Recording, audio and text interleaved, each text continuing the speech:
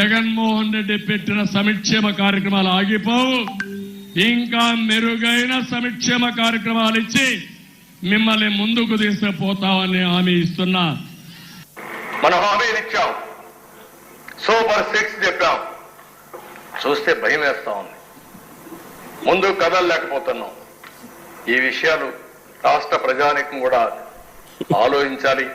ఎన్నికలప్పుడు super 6లు, super 7 లేకు 143 హామీలు ఇవి కాక జగన్మోహన్ రెడ్డి ఇచ్చే ప్రతి హామీని కొనసాగుతుంది.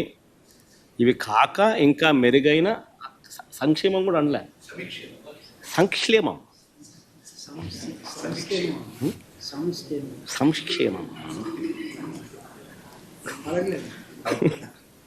ఆ పథకాలు ఇస్తానని చెప్పాడు.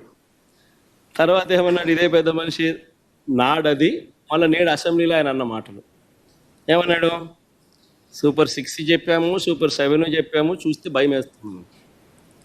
ఒకసారి భయం వేస్తుందని అంటాడు, ఒకసారి రహస్యం వింటే చెవిలో చెప్పమని అంటాడు, ఇంకోసారి ఇంకో మాట మాట్లాడతాడు.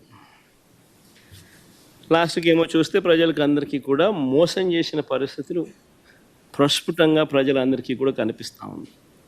ఈరోజు ప్రతి ఇంట్లో కూడా జరిగే చర్చ ఏమిటి అని అంటే, జగన్ ఉన్నప్పుడు బాగా చూసుకున్నాడు, కనీసం పలావ్ అన్న పెట్టాడు. ఈరోజు పలావు పోయింది, చంద్రబాబు నాయుడు పెడతానన్న బిర్యానీ కూడా మోసంగా మారింది అని చెప్పి ఈరోజు ప్రతి ఇంట్లోనూ చర్చనీయాంశమే.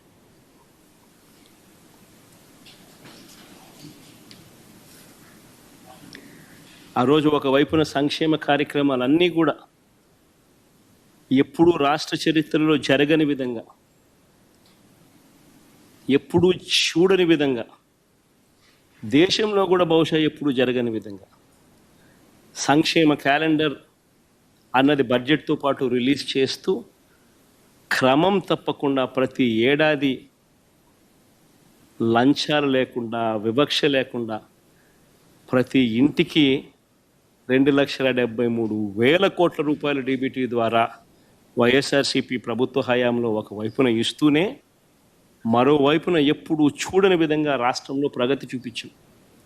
4 సీపోర్ట్లు యుద్ధ ప్రాతిపదికన కట్టడం మొదలెట్టాం. 17 కొత్త మెడికల్ కాలేజీలు రాష్ట్ర చరిత్రలో ఎప్పుడు జరగని విధంగా అడుగులు వేయడం మొదలెట్టాయి. అందులో 5 అప్పటికే కంప్లీట్ అయిపోయి. సీపోర్ట్లు కూడా కట్టే 4 పోర్ట్లలో 1 ప్రైవేటు, మిగతా 3 రాష్ట్ర ప్రభుత్వం కట్టే పోర్ట్లు. మా ప్రభుత్వంలో ఉండగానే రామాయపట్నం పోర్టు అయితే దాదాపుగా 70% అయిపోయింది అప్పటికి. మిగిలిన మచిలీపట్నం పోర్టు, మిగిలిన మూలపేట పోర్టు, శ్రీకాకుళంలో ఉన్న పోర్ట్లు దాదాపు 30% దగ్గర కూడా అయిపోయింది. 17 మెడికల్ కాలేజీలలో మా హయాంలో 5 మెడికల్ కాలేజ్ ఇనాగ్రేట్ కూడా చేసినాం. మిగిలినటి వార్ ఫుటింగ్ బేసిస్ మీద పనులు జరుగుతూ ఉన్న పరిస్థితి. 10 ఫిషింగ్ హార్బర్లు, 6 ఫిష్ ల్యాండింగ్ సెంటర్లు, మొట్టమొదటిసారిగా దేశం మొత్తం మన వైపు చూసేట్టుగా ఎప్పుడు చూడని విధంగా టెక్నాలజీని, స్కిల్లింగ్ను పూర్తిగా అనుసంధానం చేసి పూర్తిగా ప్రజలకు చేరువ చేసిన పాలన ఏదైనా ఉంది అని అంటే అది వైఎస్ఆర్సీపీ ప్రయాణంలో జరిగింది. పుట్టిన దగ్గర నుంచి పండు ముసలావిడయ్యేదాకా కూడా ప్రతి అవసరంలోనూ ఆ బిడ్డకు తోడుగా ఉండి ఆ బిడ్డకు ఏం కావాలనో, ఏ వయసులో ఏం కావాలనో చేయి పట్టుకొని నడిపించిన ప్రభుత్వం వైఎస్ఆర్సీపీ ప్రభుత్వం. ఆ పిల్లలు పుట్టినప్పటి నుంచి పుట్టిన వెంటనే డెలివరీ అయ్యేటప్పుడే ఆరోగ్య ఆసరా కింద 5,000 రూపాయలు చేతుల్లో పెట్టి ఆరోగ్య ఆసరా కింద పంపించే పరిస్థితి నుంచి, అక్కడ నుంచి మొదలెడితే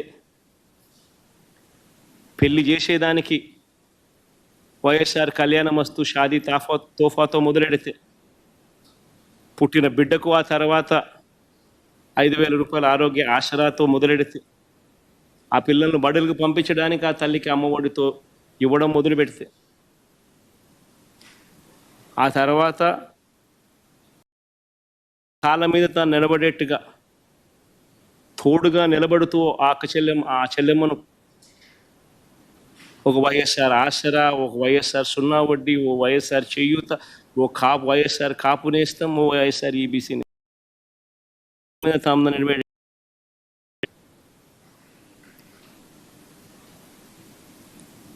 ITC, Procter and Gamble, Amul లాంటి సంస్థలను తీసుకొని వచ్చి వాళ్ళందరికీ కూడా భాగస్వామ్యంగా తోడుగా నిలబడ్డాం. పండు వయసులో చంద్రబాబు నాయుడు హయాంలో రూపాయలకు పెన్షన్ పెంచుకుంటూ పోయి పండు వయసులో ఉన్న వృద్ధులకు అండగా ఉండే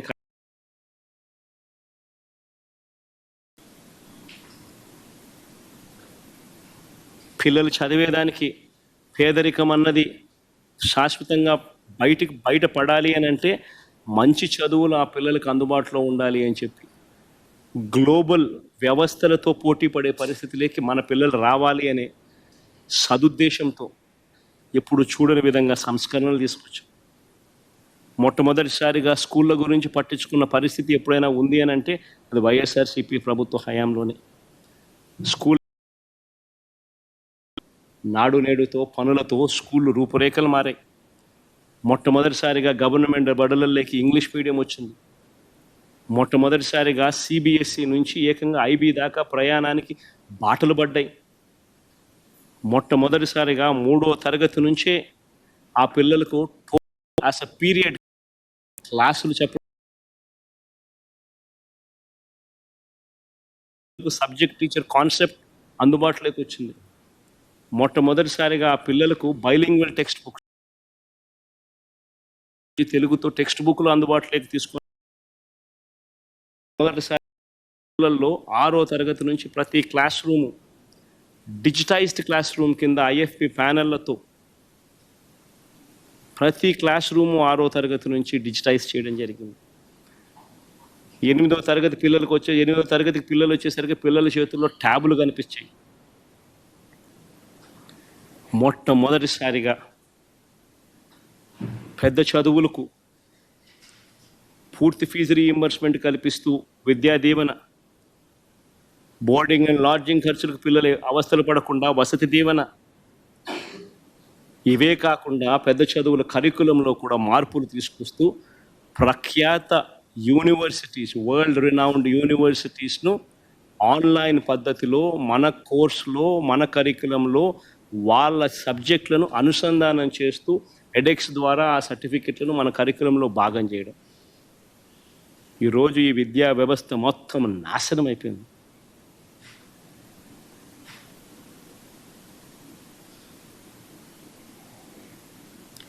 ఏదీ లేదు.